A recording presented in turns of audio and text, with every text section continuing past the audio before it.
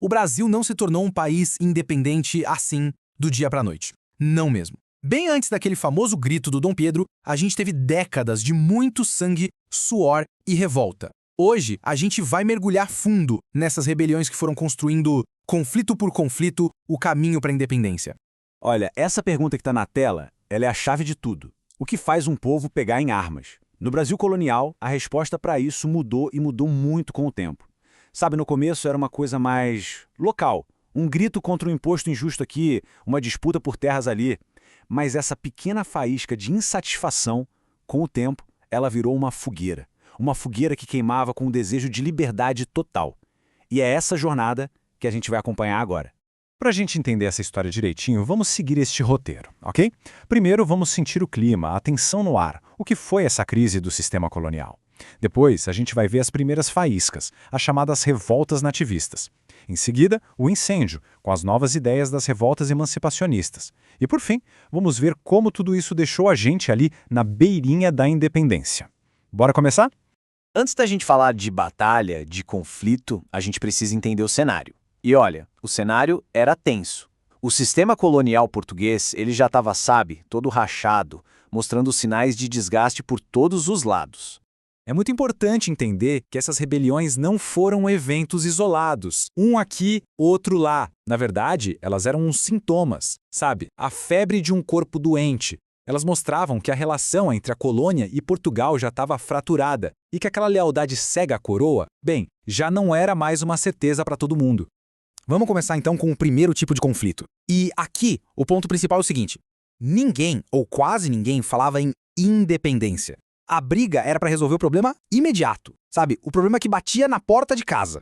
Os movimentos nativistas eram sobre o aqui e agora. Tenta imaginar a cena. A briga era contra aquele imposto absurdo que apareceu do nada ou contra o monopólio de uma empresa que estava quebrando os comerciantes locais. A ideia de criar um Brasil independente, isso por enquanto ainda nem passava pela cabeça da maioria das pessoas. Olhem só para essa linha do tempo. Em menos de 40 anos, a gente teve 4 grandes explosões de raiva em partes diferentes da colônia. Isso não é coincidência, não. Isso mostra o quanto as tensões locais estavam ficando intensas e muito rápido. Vamos dar uma olhada em cada uma delas. Nossa primeira parada, Maranhão, lá em 1684. A economia local estava um caos, em frangalhos mesmo.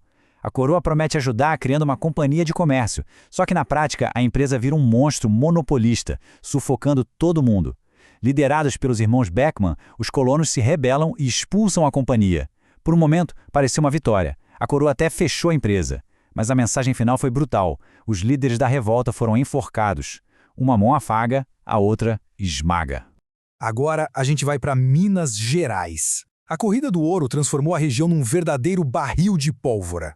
De um lado, os paulistas, que chegaram primeiro e se achavam os donos do lugar. Do outro, os emboabas, que eram os forasteiros, principalmente portugueses, chegando aos montes. A tensão explode no Massacre do Capão da Traição, um dos episódios mais cruéis da nossa história colonial. E no final, Portugal chega não para fazer justiça, mas para impor a ordem, dividir o território e garantir que o ouro continuasse fluindo para a coroa. A mensagem era clara: a riqueza pertencia a eles.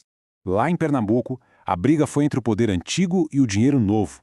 De um lado a gente tinha a aristocracia dos engenhos de Olinda, cheia de orgulho, mas também cheia de dívidas. Do outro, os comerciantes portugueses de Recife, os mascates, com muito dinheiro e muita ambição. Quando Recife consegue ser levado à vila, ameaçando o domínio de Olinda, a guerra estoura. E no fim, a coroa aposta em quem? No dinheiro novo. Recife não só vence, como vira a nova capital. Uma humilhação final para a velha elite de Olinda. De volta para Minas, o problema agora era o bolso. Diretamente. Portugal cria as casas de fundição. A regra era simples e bem dura. Todo o ouro encontrado tinha que ser entregue lá, derretido e taxado em 20%, o famoso quinto.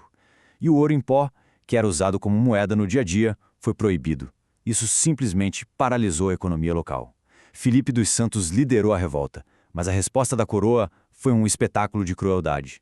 A execução pública dele foi um recado bem claro e bem sangrento para toda a colônia.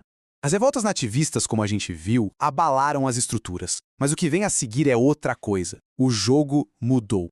Não se tratava mais de consertar a casa, mas sim de derrubar a casa e construir uma nova. Uma ideia nova, perigosa e muito empolgante começa a se espalhar. a independência. A chave aqui é a influência que veio de fora. As ideias iluministas de liberdade, igualdade, autogoverno, tudo isso, somado aos exemplos práticos da independência dos Estados Unidos e da Revolução Francesa, acendeu uma nova chama por aqui. O objetivo agora não era mais consertar o sistema, mas sim criar um sistema totalmente novo, do zero. A Conjuração Mineira é, talvez, a mais famosa de todas essas revoltas, e também a mais cheia de contradições. Foi liderada pela elite rica e intelectual de Minas, inspirada nesses ideais iluministas. Eles liam sobre liberdade, sonhavam com uma república, mas era uma liberdade, digamos, com um grande asterisco. A liberdade deles não incluía o fim da escravidão, por exemplo. O plano vazou e, na hora de pagar a conta, a corda estourou no pescoço de quem? Do elo mais fraco. Tiradentes, que por uma ironia da história se tornaria o grande Marte da independência. 9 anos depois, lá na Bahia, a revolução muda de cara, de cor e de classe social. Pode esquecer a elite. A Conjuração Baiana, que também é conhecida como Revolta dos Alfaiates, foi um movimento do povo. De artesãos, soldados, negros libertos, pessoas escravizadas. Inspirados na fase mais radical da Revolução Francesa, eles não queriam só um governo novo, eles queriam um mundo novo. Um mundo sem escravidão e com igualdade racial. Era uma ideia radical demais para a época, e a resposta da coroa foi igualmente radical. Seus líderes, todos pobres e negros, foram executados. Olha que interessante essa comparação direta. De um lado, em Minas, o movimento da elite que queria liberdade política, mas mantendo a estrutura social, com escravidão e tudo. Do outro, na Bahia, um movimento popular que queria uma revolução social completa. São duas visões de liberdade totalmente opostas, que mostram as contradições gigantescas do Brasil no final do período colonial. As conjurações foram esmagadas, é verdade, mas a semente da independência já estava plantada. E aí, um evento totalmente improvável acelera tudo. Fugindo do Napoleão, a corte portuguesa inteira se muda para o Brasil em 1808. A colônia vira, de repente, a sede do império. E essa mudança drástica vai preparar o palco para a última e mais ousada revolta desse período.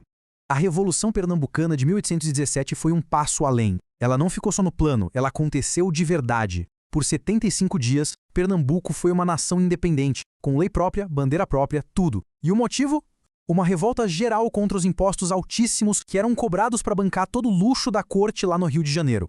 A repressão foi extremamente violenta, mas algo tinha mudado para sempre. O Brasil tinha sentido, mesmo que por pouco tempo, o gostinho da liberdade. O domínio português já não era mais uma certeza absoluta. Se a gente olhar uma por uma, todas essas revoltas falharam, mas juntas elas contam uma outra história. Pensem nelas como marteladas num muro. Cada revolta, uma nova rachadura. Elas foram desgastando o poder de Portugal, espalhando a perigosa ideia de liberdade. E mais importante de tudo, mostraram para gerações de brasileiros que a separação não era só um sonho distante, mas uma possibilidade bem concreta. Isso nos leva a uma reflexão final. A independência veio em 1822 e, de uma forma quase irônica, foi liderada pelo próprio herdeiro do trono português. Mas que independência foi essa? Foi a independência sonhada pela elite lá da Conjuração Mineira que manteve a estrutura social do jeitinho que estava? Ou será que ela atendeu aos gritos por igualdade da Conjuração Baiana? A verdade é que a luta por um Brasil verdadeiramente mais justo não terminou em 1822. Como a gente acabou de ver, essa luta é muito, muito mais antiga.